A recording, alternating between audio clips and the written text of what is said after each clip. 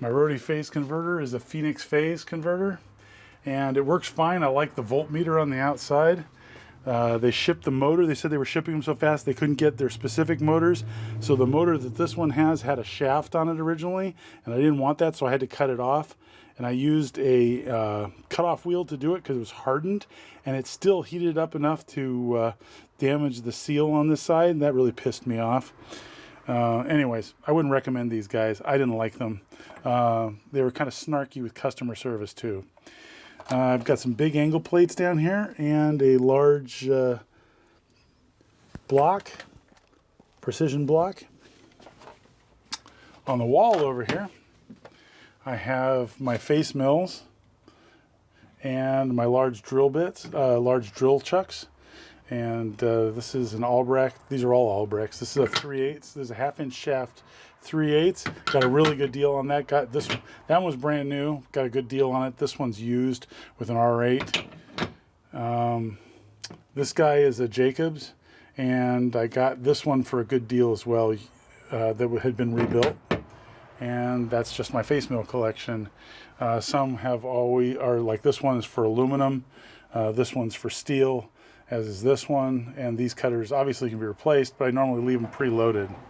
Over here we have the mill, and I always keep a big chunk of copper and my soft blow camera to tap pieces in.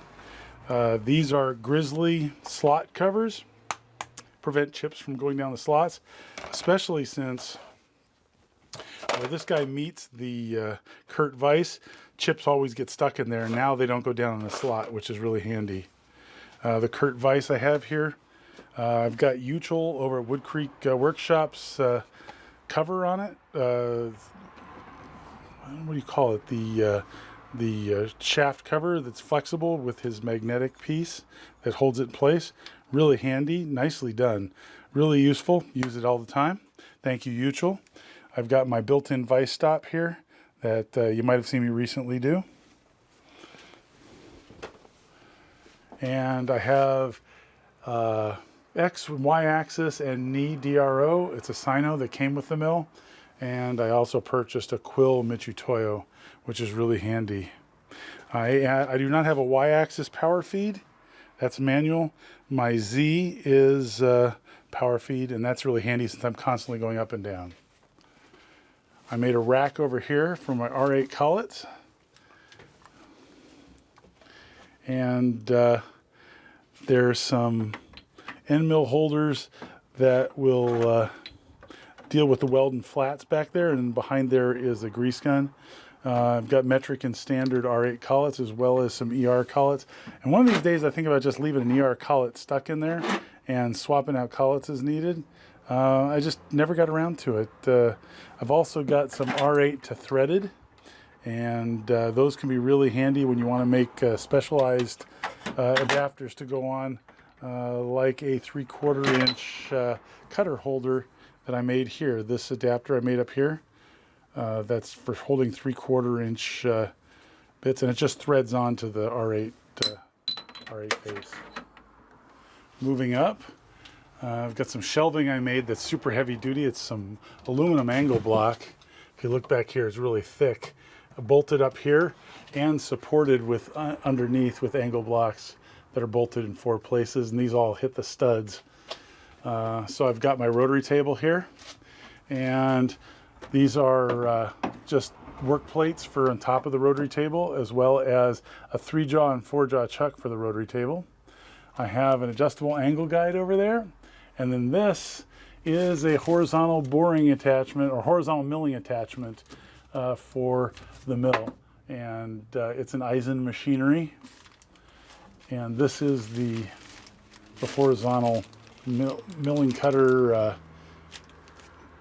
arbor, and it's got a support that goes on the dovetail, which is back here. 5C quick adjust, a 5C spindexer. This is a riser plate I made for the grinding vise, my Vertex, and it puts it at the same height, the base of the vise, the same height as the Kurt, which is really handy. In case you want to see what the horizontal milling attachment looks like, it's right here. It has an R8 adapter that goes in the end, and then this side, this piece clamps down on the quill, and another R8 adapter goes in there. You can use standard R8 chucks. Comes with a really nice piece, because the drawbar is normally, in order to get the drawbar tightened on this R8 collet, it'll be down in the quill, and you won't be able to get easy access to it because you have to lower the quill to clamp onto it. So this is a quill extension so that you can get access to it, which is really nice that they included that. That's a nice feature. Swinging around over here, we can drop the shower curtain chip guard. And here on this top shelf, I have a 1 to 12 inch Chinese made caliper set. And here is a 5C angle adjusting grinding adapter. And I've got it over here because I have nowhere else to put it. And this is a tensiometer, a tensile strength tester for wires. The grinding setup is right here.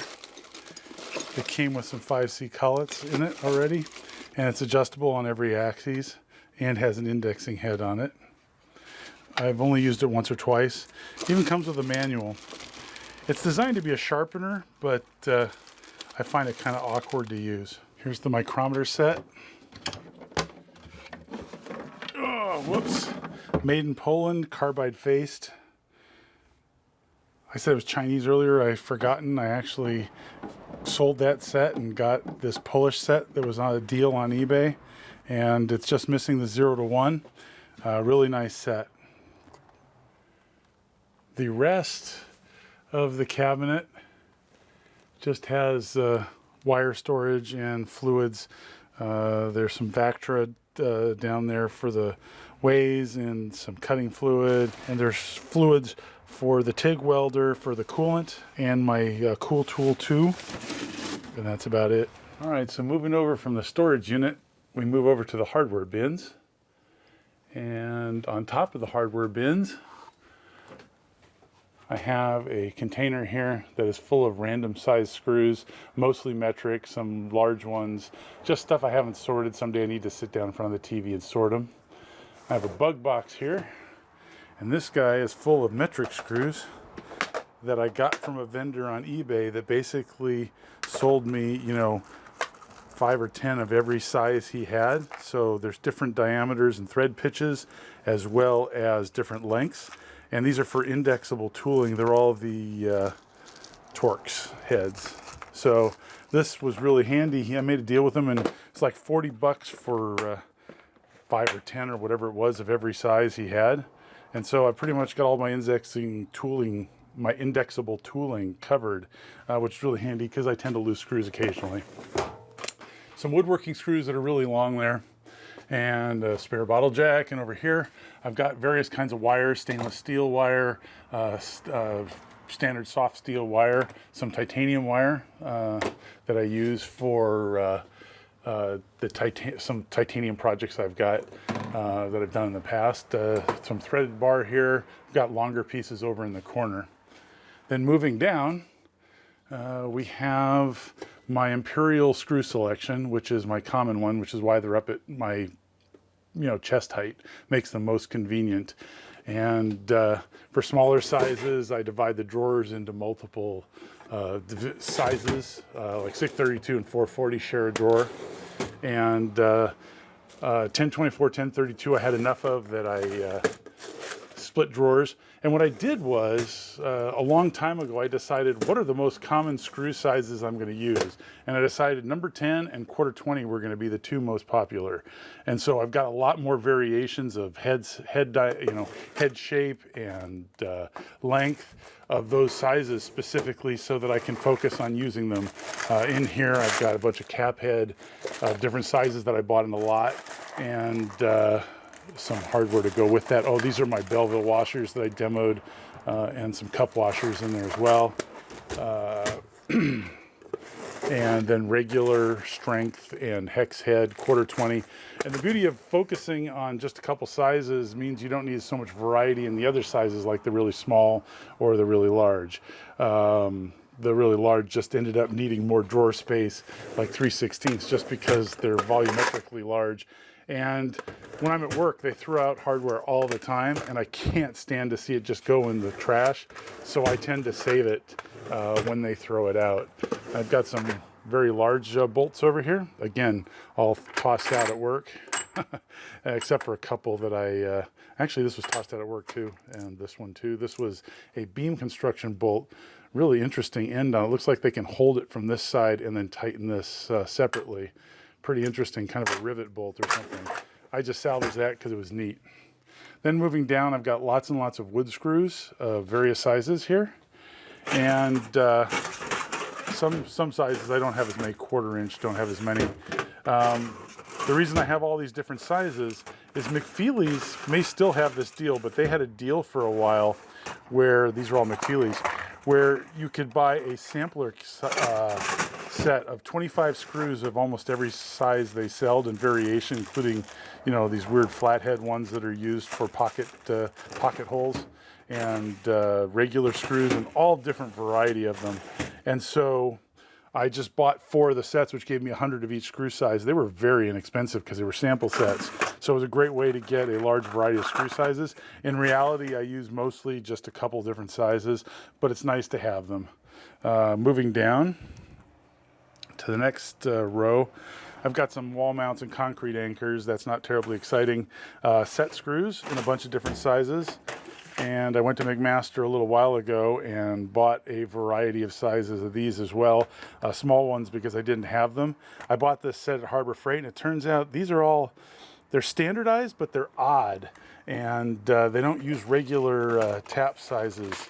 1/8 inch, 5/32, 3/16, and 1/4 20.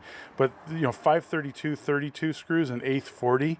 I don't have any taps for that, and I'm sure they're available out there, but they're kind of unusual, especially for small screw sizes rather than 440, 632, 832. So if anyone knows anything more about that, I'd love to hear about what the deal is with that.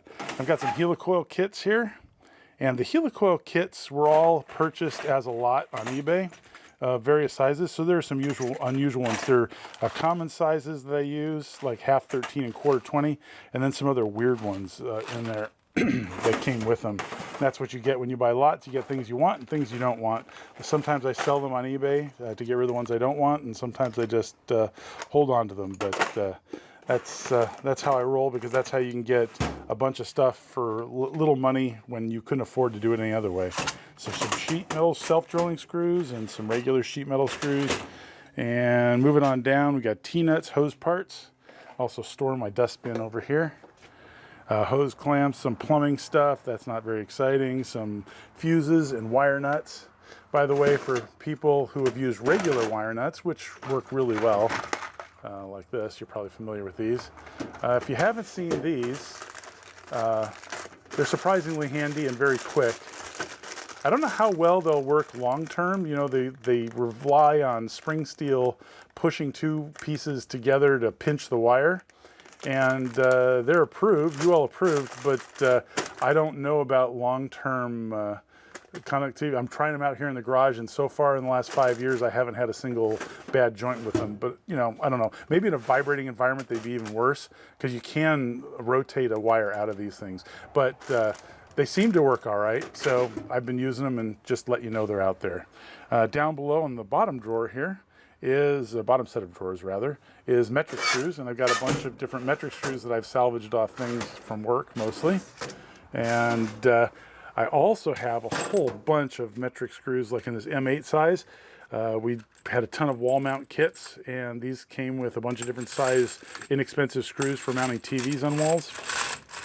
I threw out a ton of these. I can't say how many of these I threw out, but I couldn't stand to throw them all out, so I kept some. But I don't really like Phillips head. I prefer Allen or Torx, but I took some home anyways because I didn't want to throw them all out. Never know when you need some size and it's not critical, so I kept them. And I've got springs, random spring sizes, which are always handy to have around. I bought some spring assortment off eBay, random gaskets, cotter pins sets, Harbor Freight specials, roll pins, also Harbor Freight specials. And then I bought a huge lot. It was like 50 pounds of roll pins, hardened steel roll pins. I mean, not roll pins, but hardened pins from someone on eBay. And I just spent a bunch of time in front of the TV sorting them out into their various sizes and lengths. And it was surprisingly easy. It didn't take very long at all, maybe a couple hours. And so that's how I got a bunch of various pin sizes. I did buy a few myself over the years. But it's really handy to have. They can be useful tools in and of themselves. You can grind them into something else. They're very hard, so they work out pretty well. And this concludes the hardware cabinet on the front, but I do more with it. So over here on the side, I screwed some angle bracket to the side of the cabinet and use it to store all of my C-clamps and cant twist clamps and woodworking clamps that I don't use quite as much anymore. And some really large ones, a couple large ones down below. I also store a couple more really large ones over here on the hydraulic press because they're so big they don't really fit anywhere. And then on the back, I store a dustpan and a brush, as well as some of my vice grips. And there's some more vice grips hanging on the threaded rod that holds the shelving unit you were looking at the front of together, because it didn't fare so well in the earthquake. Now, heading over to the lathe. I made a bunch of modifications to the lathe to make it more convenient for myself. Let's start with the back, because it'll show you how I put it together. So the backsplash came with it, was very sturdy, but I wanted to support some bunch of items that are sticking up above. So I took some 1/8 inch wall, 1 inch square aluminum tubing and screwed it in 2 spots and put a piece of angle, 1/4 inch angle, all along this length here to reinforce it, which it probably didn't need, but I did it because I tend to overkill everything. All right, so on the lathe, starting from the right on the front, you see how it's mounted now from the back. I have a vertical post that is just to hold the airline and power coming in, as well as being a place to support my airline and the manifold for the airline, which I have a duplex output on it. And the second output is in case I use the mist coolant over here, which I don't use very often because I'm just generally afraid of coolant. I've got a magnetic, cheapo magnetic base that holds a brush that I can use to deflect chips, and that just sits up over here. I forget I've got it all too often. Then I've got a 5C collet holder that I mounted to a couple of the posts. And in there I've got some ER collets to MT4 and the rest of my expanding collets for 5C used to hold various parts, and a couple emergency collets in case I need to cut them down. Then on top of that, I put another plate with holes in it just to hold my live centers and my drill chucks. I've got a standard Jacobs style 5/8 chuck over here. And I got a really good deal on that on eBay. And I use that when I have to have the drill bits really tight. But usually when you get large enough to need that, you're probably in Morse taper anyway, so I don't use it a whole lot. Probably a mistake to even get it. Over here is just a hand tightening drill chuck, and I use that one almost all the time. That one's more than adequate. Then over here, I built a shelving unit just out of some aluminum angle and more of these aluminum vertical pieces, just 2 of them. And all of these holders here are all industrial CXA holders for my quick change tool posts. And what's nice about them is they're really nice quality. It's got some schmoo on there, but they're ground where they need to be in the dovetail. And the quality is really excellent, and the price is even better. They were like $23, $24 each when I was buying them. So anytime I got any spare cash, I'd just throw it towards buying 1 or 2 of them and slowly accumulate a bunch of them, which means I don't have to change tooling all that often, which is really handy when you're trying to get something done. And then I've made a few tools. Starting over here, I made an indicator, a dial indicator holder that I always keep in here, and that's great for setting up a part in the chuck to make sure it's concentric with the axis. So I use that all the time. It's really handy, and I had to modify the original design. So if you look at my design, it won't look like this because I had to cut off part because I need to get really close to the chuck one time, and I realized I didn't need the strength that this outside part was providing.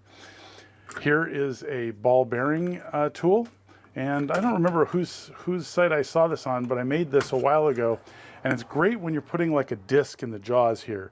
And if the disc is wobbling like this in the jaws, you can tighten the jaws just lightly, run the bearing up, and it will, on one edge, and it will automatically center the part, make it flat within a few thousandths to the axis, perpendicular to the axis. So it's a really handy tool to have.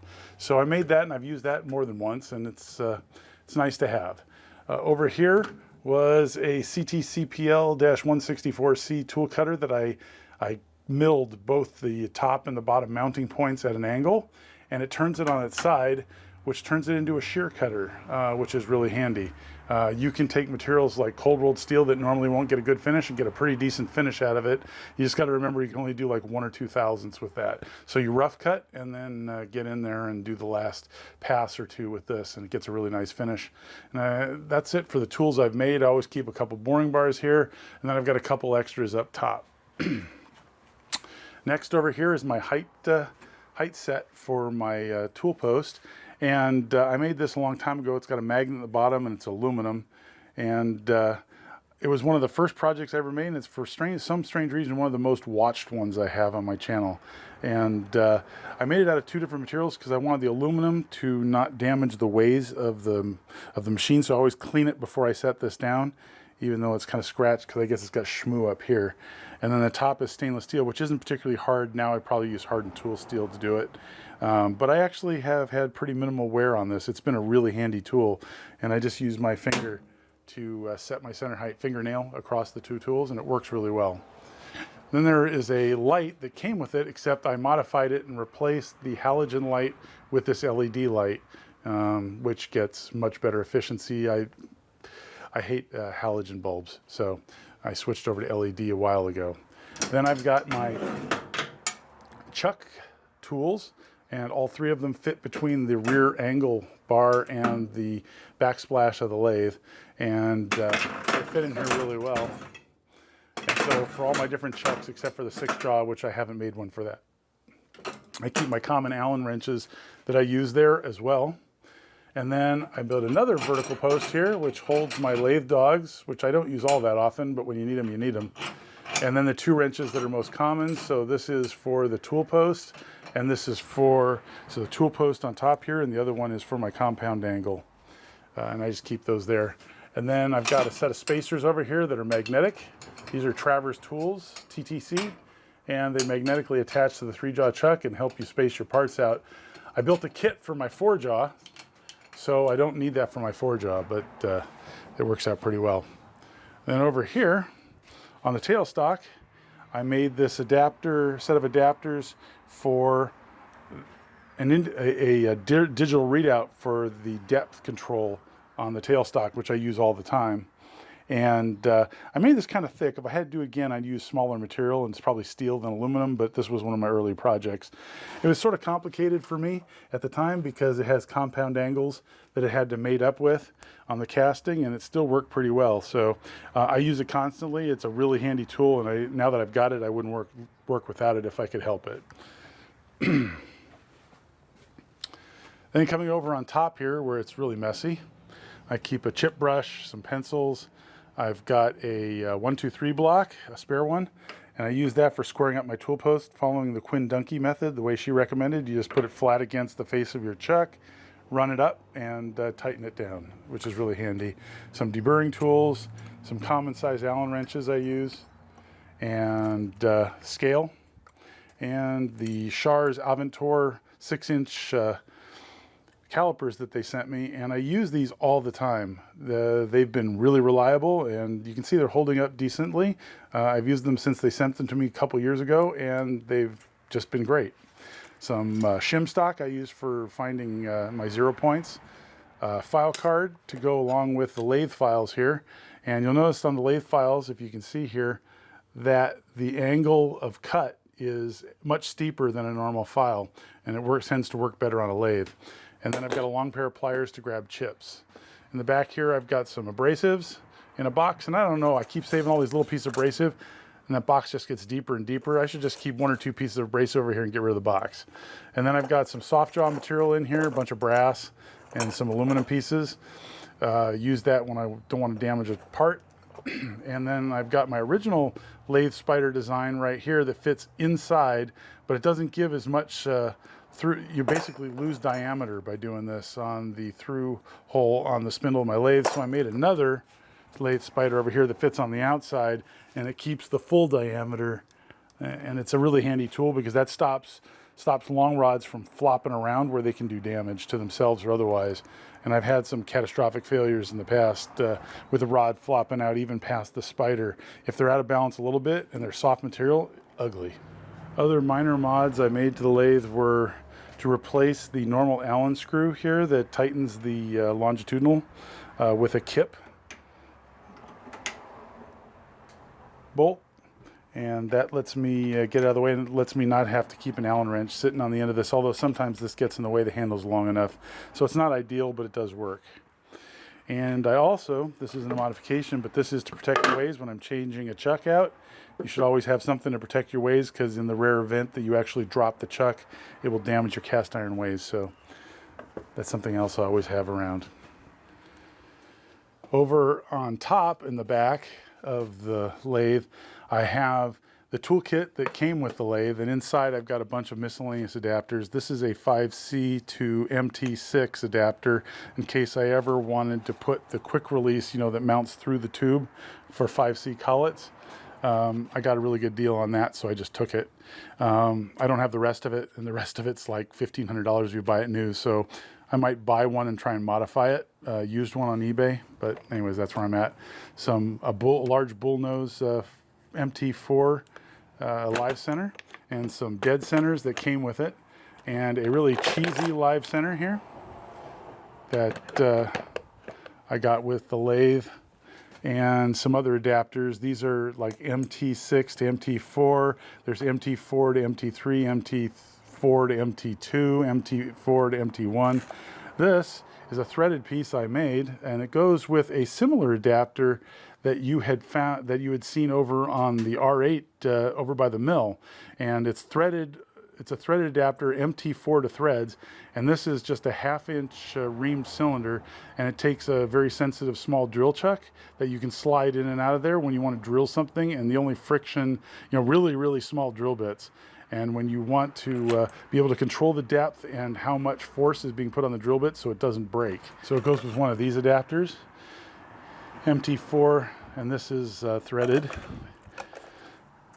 and just screws in the bottom. I have various thread size versions of this. They're not very expensive, so I bought a couple of them. This is 3/8 24, and I think this is also 3/8 24, which it is, so those would go together. You can build all kinds of adapters for your lathe, so you should keep around. Also save your old toothbrushes. They're really handy tools to have, just to clean chips out of things. So that's pretty much what's in here. Moving around to the back again. Up top here on the angle, I have an air hose here and an outlet with a valve, and I use this for working over at the bench with the die grinder. And I've got a bucket for chips, and this is where you pull all your chips out back here. And that's why I couldn't have this up against a wall, so I had to figure out another solution. I keep all of my chucks down here. So under here, you see there is my Atlas chuck, 5C chuck, which I'm really happy to have. And below that is my 3-jaw chuck. I don't know if you can see that. There's a 3-jaw chuck there. And then from the estate sale, I got my Jacobs chuck, which I also really like. And that one's handy to have. That one goes larger than a 5C, so it's really nice. Plus, the way those collets are designed, they grab in a bunch of points, so that one's pretty gentle collet too. Then I have back here, down on the messy ground, I have the steady rest that came with the lathe, and I have a steady rest that I made right here.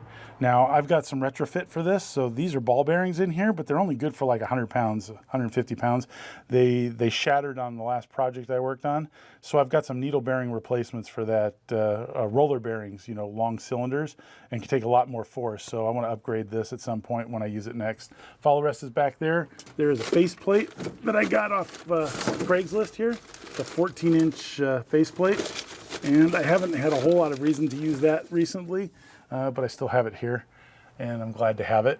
Then back with all this mess, there is some evaporust down there and some quench oil and a bunch of miscellaneous hardware, some nails that I haven't used in forever here. Probably should just get rid of those. I use screws for almost everything. Now, going over to the side, I have some calipers here. These are 24-inch and 40-inch calipers. I got these both off Craigslist from various people for a good deal. And those I use all the time when I get large parts that I want to get somewhat accurate. It's better than a ruler or a scale, as the case may be. Down below, I have my Do More tool post grinder that I've never had the guts to use because I'm worried about getting that grit anywhere near the ways of my lathe. But it's here and I intend to use it. This is a 100,000 pound proving ring. And I got this to double check the load cell because it was an uncalibrated load cell and I didn't want to pay $1,000 to have it calibrated. So when I was doing the hydraulic press measurements, I thought this would be fun. But I finished the video before I received this. This took a long time to ship apparently. So I never got to use it and I haven't gotten around to it, but it's still here. Then moving over from the load cell, I've got some fluids. So there's some cutting fluid there and some kerosene. I've got some, this is boron nitride, and this you spray on and let it dry on a part you're doing silver solder, and wherever this is, the silver solder won't stick. There's some graphite, and back there is some oxidation preventive coating that you dip your part in before you heat treat it, and in here is some graphite blocks that you can use on your surface grinder to see profile of parts. And then a Sawzall and a 1-inch socket set. I bought this 1-inch socket set to take the top off of a jack that I was modifying for the hydraulic press. And it was a partial set at Harbor Freight that someone had stolen some parts out of, or they had lost them, whatever the case may be. Got it for almost nothing, so thought it'd be worth it. And then continuing, there's just miscellaneous things like a Variac and spare glue and brushes, some stainless steel brushes in here. And as you go up on shelves, I've got a bunch of tools in boxes, like nailing guns and a drill doctor set here, and crimps and planers and jigsaws, but that's all the kind of stuff you've seen. I've got some more abrasive stuff here that's quick reach, some hand pads, and then up top, various assorted stuff, hot glue, grinding wheels, shim stock, sanding stuff right here. And this is 3M sanding paper that I got a really good deal on, and it's plastic backed. The abrasive comes off pretty quickly, but then keeps cutting for quite a while and gets smaller. I really like this stuff, but it's single use each time you take a piece, but very good prices on eBay for that stuff. And then up high, I've got some stuff I use even less often, and including the vibratory media for the vibratory tumbler.